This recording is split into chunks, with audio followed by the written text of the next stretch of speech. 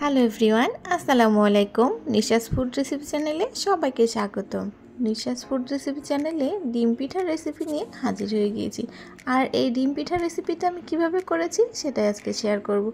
প্রথমে আমার এই ডিম পিঠার জন্য কিছু সবজি লাগবে, আর এই সবজিগুলো আমি এখানে আগে থেকে ধুয়ে কেটে নিয়েছি।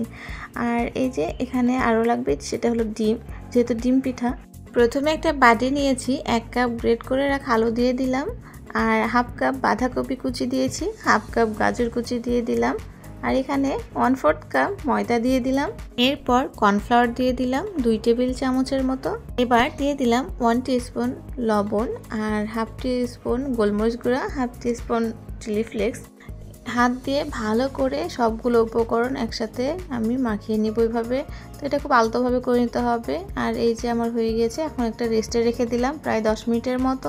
10 মিনিটের পর ঢাকনা তুলে দেখি এখান থেকে একটু পানি বের হয়েছে, যেহেতু এখানে সবজিতে লবণ দেওয়া ছিল। এবার চলে যাব চুলাতে।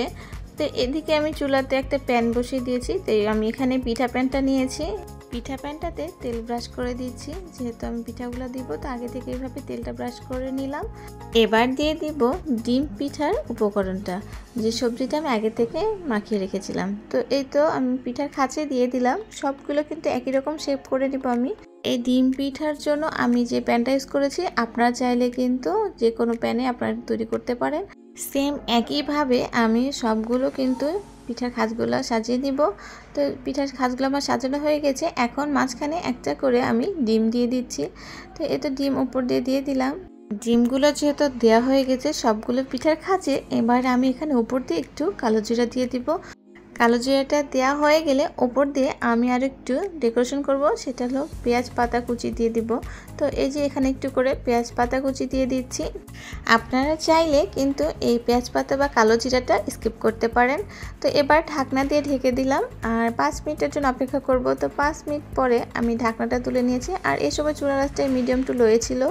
তো ঢাকনাটা তুলে নিলাম, আর এগুলো এখন একটা চামচের সাহায্যে আমি উল্টিয়ে দিব, যাতে পিঠার এপাশটাও খুব সুন্দরভাবে হয়ে যায়।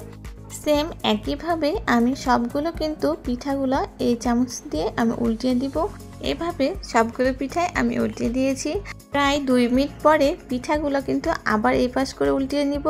তো এই তো আমার পিঠাগুলো কিন্তু হয়ে গিয়েছে। এখন সবগুলো পিঠা একটা একটা করে আমি উল্টিয়ে নিচ্ছি। ডিম পিঠাগুলো কিন্তু আমার এখন রেডি হয়ে গেছে।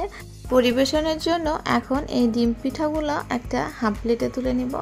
আর এই তো আমি একটা হাফ প্লেটে তুলে নিলাম। একে একে সবগুলো ডিম পিঠাই কিন্তু আমি তুলে নিচ্ছি।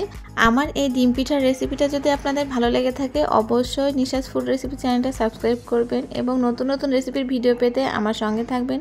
সবাই ভালো থাকবেন, সুস্থ থাকবেন। সবাইকে আল্লাহ হাফেজ।